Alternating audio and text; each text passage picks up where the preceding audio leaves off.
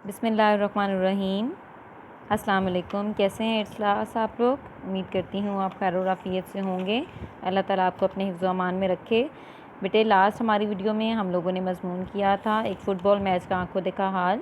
I hope कि आप लोगों ने उसको याद कर लिया होगा। नेक्स्ट हमारा बेटा आज का जो हमारा टॉपिक है वो है अगला मज़मून वालिदैन की खिदमत। आइए चलते हैं पेज नंबर 224 पे। ठीक है जी बेटे, आज का हमारा मज़मून है वालिदैन की खिदमत। ठीक है, वालिदैन की खिदमत का मज़मून जब आप स्टार्ट करेंगे तो स्टार्ट में ही आपके पास कुरान पाक की एक आयत का तर्जुमा है और वालिदैन के साथ हुस्न सलूक करो, और ब्रैकेट में आप लिखेंगे, उसका हवाला देंगे कि ये कुरान मजीद की आयत है। ठीक है, पहला है बेटा मकामे वालिदैन। मकामे वालिदैन की सबसे तो पहले आप हेडिंग को कट कर दीजिए। ठीक है, हेडिंग आपको पता है कि हम लोग हेडिंग को नहीं देखते हैं, हम लोगों ने पैराग्राफ की सूरत में मज़मून को लिखना होता है। ठीक है बेटा, नीचे आ जाइए। नीचे ये वाला आपने पैराग्राफ पूरा याद करना है। हम इसकी रीडिंग करते हैं, साथ साथ जो चीज़ कट करवानी होगी मैं आपको साथ साथ कट करवाती जाऊंगी, ताकि मज़मून जो है वो ज़्यादा लेंथी ना हो और आप लोगों के लिए याद करना आसान हो जाए। ठीक है बेटा, हकूक़ दो तरह के हैं, हकूक़ुल्लाह और हकूक़ुल इबाद। हकूक़ुल्लाह का मतलब होता है अल्लाह के हुकूक, और हकूक़ुल इबाद का मतलब है बंदों के हुकूक, जो अल्लाह के बंदे हैं, जो हमारे आसपास रहते हैं, जिनमें हमारे रिलेटिव्स, हमारे दोस्त अहबाब सारे आते हैं। ठीक है, ये हकूक़ुल इबाद से मुराद उन लोगों के हुकूक हैं। जहाँ तक हकूक़ुल्लाह का ताल्लुक़ है, अगर अल्लाह चाहे तो उन्हें माफ़ कर सकता है, लेकिन हकूक़ुल इबाद इस वक्त तक माफ़ नहीं हो सकते जब तक कि बंदे ये हुकूक माफ़ ना करें। हकूक़ुल इबाद में से वालिदैन का हक़ सबसे मुक़द्दम है। इसका सबब यह है कि वालिदैन औलाद की पैदाइश, परवरिश और देखभाल के ज़िम्मेदार होते हैं। वालिदैन के बग़ैर बच्चे की सही परवरिश और देखभाल सबसे मुश्किल काम है। जब बच्चा पैदा होता है तो वो महज गोश्त का एक लोथड़ा होता है और परवान चढ़ने के लिए कई बरस तक वालिदैन की परवरिश और देखभाल का मोहताज होता है।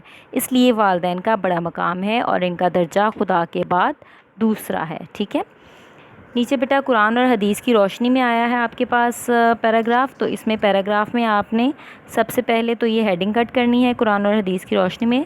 ठीक है, उसके बाद आप नीचे लिखेंगे कि कुरान मजीद में वालिदैन की अताअत, खिदमत और हुस्न सलूक पर बहुत ज़ोर दिया गया है। अल्लाह ताला का इरशाद गिरामी है। ये जो पहला वाला इरशाद है ना बेटा, ये थोड़ा लॉन्ग है, इसको आप रहने दीजिएगा। ये जो शॉर्ट वाला है ना, और माँ बाप के साथ अच्छा सलूक करो, ये आप याद कर लीजिएगा। ठीक है, इसी तरह रसूल अकरम सल्लल्लाहु अलैहि वसल्लम के भी दो फरमान आपके पास हैं, इन दोनों में से आप कोई एक याद कर लीजिए। ठीक है, इसमें पहला वाला जो है वो है बड़े गुनाह ये हैं खुदा का शरीक बनाना, वालिदैन से बदसलूकी करना, नाहक कत्ल करना और झूठी कसम खाना। मेरा ख्याल है ये आप रहने दें। ठीक है, ये जो दूसरा फरमान है, ये फिर फरमाया तो आप नहीं लिखेंगे ना, यही लिखेंगे। चुनांचे इरशाद होता है, वो शख्स जलील हो जाए फिर जलील हो जाए जिसने वालिदैन को, दोनों को या एक को बुढ़ापे में पाया और जन्नत में ना गया। आपको समझ आ गई? मैं दोबारा बता देती हूँ। आपने कुरान मजीद में से एक आयत का हवाला देना है। ठीक है, फिर रसूल अकरम सल्लल्लाहु अलैहि वसल्लम के जो फरमान हैं उनमें से आपने एक फ़रमान बता देना है, जो भी आपको इजी लगता है। ये मैंने दो दो में से एक एक कट कर दिया है और एक आपने याद कर लेना है। ठीक है बेटा, इसके बाद नेक्स्ट है माँ का हक़। माँ का हक़ की हेडिंग तो आप काट दीजिए। नीचे आप देखिए, अगरचा बाप का भी बड़ा हक़ है लेकिन माँ का हक़ फ़ौक़ियत रखता है।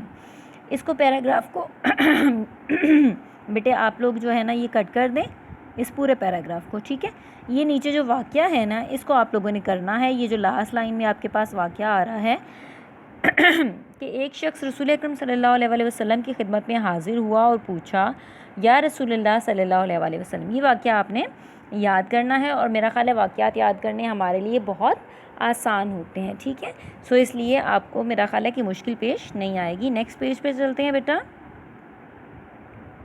जी। मेरे हुस्न सलूक का सबसे बढ़कर हकदार कौन है? आप सल्लल्लाहु अलैहि वसल्लम ने फरमाया, तेरी माँ। इसने 3 बार यही सवाल पूछा तो आप सल्लल्लाहु अलैहि वसल्लम ने 3 बार यही जवाब दिया, तेरी माँ। चौथी बार पूछा, फिर कौन? आप सल्लल्लाहु अलैहि वसल्लम ने फरमाया, तेरा बाप। ठीक है, अब इस पेज पे बेटा आपने ये जो नेक्स्ट हेडिंग है, जहाद और वालिदैन की खिदमत, इसको कट कर लीजिए। और ये नेक्स्ट में भी आपके पास एक वाक़या है रसूल अकरम सल्लल्लाहु अलैहि वसल्लम की ज़िंदगी से, कि एक शख्स रसूल अकरम सल्लल्लाहु अलैहि वसल्लम की खिदमत में हाज़िर हुआ और आप सल्लल्लाहु अलैहि वसल्लम से जहाद के लिए जाने की इजाज़त मांगी। आप सल्लल्लाहु अलैहि वसल्लम ने फ़रमाया, क्या तेरे माँ बाप ज़िंदा हैं? वो बोला कि हाँ। इरशाद फरमाया कि जाओ उनकी खिदमत में जहाद करो। ठीक है, ये वाला वाक़या आप याद कर लीजिएगा। और ये जो नीचे वाला वाक़या है ना, इसको बेटा आप पूरे को कट कर लीजिए। 2 वाक़यात आपने याद कर लिए हैं, इतने काफ़ी हैं। तीसरा वाक़या आप रहने दीजिए। चौथे में खिदमत वालिदैन आ जाएँ तो इसकी हेडिंग को पहले तो कट कर लें। ठीक है, और इसका जो पैराग्राफ है ये पूरा आप याद कर लीजिए। इसकी रीडिंग करते हैं। वालिदैन बच्चों की खिदमत और परवरिश में जो मसाइब और तकालीफ बर्दाश्त करते हैं, इनके पेश नज़र बच्चों का फ़र्ज़ है कि वो भी इनका ख्याल रखें। बिलखसूस माँ की तकालीफ का तो कोई ठिकाना ही नहीं। बाप अपने बच्चों की परवरिश और तालीम और तरबियत के लिए कितनी मेहनत करता है। वो अपनी भूख प्यास और आराम और आसाइश पर बच्चे की ज़रूरियात को तरजीह देता है। इसलिए बच्चों का फ़र्ज़ है कि वो जवानी की उम्र को पहुँचें और वालिदैन बूढ़े हो जाएं तो इन्हें नेक बदला देने की पूरी कोशिश करें। इसकी यही सूरत है कि वालिदैन की खिदमत की जाए, हत्ता कि इनके जज्बात, एहसासात और पसंद और ज़ौक़ को भी मद्देनज़र रखा जाए। ठीक है बेटा, ये इसमें आपने सिर्फ यही वाला पैराग्राफ जो है वो कंप्लीट करना है और ऊपर वाला पैराग्राफ कट कर देना है। ठीक है बेटा, नेक्स्ट पेज पे आइएगा जी। नेक्स्ट पेज आपका लास्ट पेज है। इस पेज पे बेटे आप लोगों ने ये जो हेडिंग है वालिदैन के रिश्तों का लिहाज, इसको कट कर दीजिए। ठीक है, इसकी रीडिंग देखते हैं। औलाद का फ़र्ज़ है कि वो अपने वालिदैन के रिश्तेदारों, अज़ीज़ों, दोस्तों का लिहाज रखें। रसूल अकरम सल्लल्लाहु अलैहि वसल्लम से किसी शख्स ने पूछा कि वालिदैन की वफ़ात के बाद इनके साथ नेकी कैसे कर सकता हूँ? तो आप सल्लल्लाहु अलैहि वसल्लम ने फ़रमाया, इनकी बख्शिश की दुआ मांगो, इनके किए वादों को पूरा करो और इनके रिश्तेदारों के साथ नेक सलूक करो। ठीक है, और इनके दोस्तों और अज़ीज़ों की इज़्ज़त करो। इरशाद नबी सल्लल्लाहु अलैहि वसल्लम है, खाला भी माँ की मानिद है। फिर इरशाद फरमाया, आदमी का चचा भी बाप की मानिद है। ठीक है जी, नेक्स्ट में है वालिदैन के लिए दुआए खैर। इसकी हेडिंग भी आप कट कर दीजिएगा। ठीक है, औलाद का फ़र्ज़ है कि वालिदैन की ज़िंदगी में इनके लिए दुआए खैर करे और वफ़ात के बाद इनके लिए मग़फ़िरत की दुआ करे। कुरान मजीद में हमें दुआएं सिखाई गई हैं। इरशाद होता है, ए मेरे परवरदिगार, इन पर रहम फरमा जिस तरह उन्होंने रहमत व शफ़क़त से बचपन में मुझे पाला है। ठीक है, और ये दुआ तो नमाज का मुस्तकिल हिस्सा है। रब्बना फ़िरली वाली दैया, यानी ए हमारे परवरदिगार मुझे बख्श दो और मेरे वालिदैन को भी। बेटा ये जो अरबी है ना, ये आपको लिखने की ज़रूरत नहीं है, आपने इसका सिर्फ तर्जुमा लिखना है। ठीक है, और ये जो लास्ट पैराग्राफ है इसको भी आप कट कर दीजिएगा। ठीक है, इतना आपका मज़मून जो है वो इनफ है। आप इसको मेरा ख़्याल है ईज़िली याद कर लेंगे, क्योंकि इसमें 2 से 3 जो हैं वो तो सिर्फ वाक़यात हैं। ठीक है, और वाक़यात जो हैं वो हम याद करना हमारे लिए कोई मुश्किल काम नहीं है, वो तो बहुत ईज़ी होते हैं।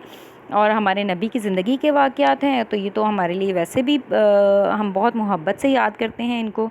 ठीक है, ये आपका बेटा आज का पैराग्राफ हो गया है कंप्लीट। आपने इसको अच्छे से याद करना है और याद करने के बाद आपने इसका आउटपुट जो है वो रिटन सूरत में अपने पेरेंट्स को देना है और उनको बताना है कि आपने इस पूरे पैराग्राफ में क्या सीखा और क्या समझा। ठीक है, इसके साथ बेटा हम एक स्टोरी को देख लेते हैं। बहुत इजी सी स्टोरी है, आइए चलते हैं स्टोरी की तरफ। जी बेटे, ये स्टोरी है एक सौदागर और उसका बददियानत दोस्त। ठीक है, स्टोरी भी हमारे लिए बेटा याद करना मुश्किल नहीं होता। आप एक दफ़ा पढ़ें, उसको अपने लफ्ज़ों में लिख दें स्टोरी तो इनफ होता है। अपने लफ्ज़ों में अगर आप लिख सकते हैं तो ठीक है, नहीं लिख सकते हैं तो याद करना भी इतना मुश्किल नहीं है। ठीक है, एक दफ़ा का जिक्र है कि किसी शहर में एक सौदागर रहता था। वो बहुत शरीफ आदमी था। इससे अपने काम की गर्ज से दूर दराज सफ़र पर जाना पड़ता था। एक दफ़ा वो इसी किस्म के सफ़र पर रवाना हुआ। रवानगी से पहले इसने अपना कुछ सोना अपने दोस्त के पास अमानत के तौर पर रखवा दिया कि सफ़र से वापस आऊँगा तो अपनी अमानत वापस ले लूँगा।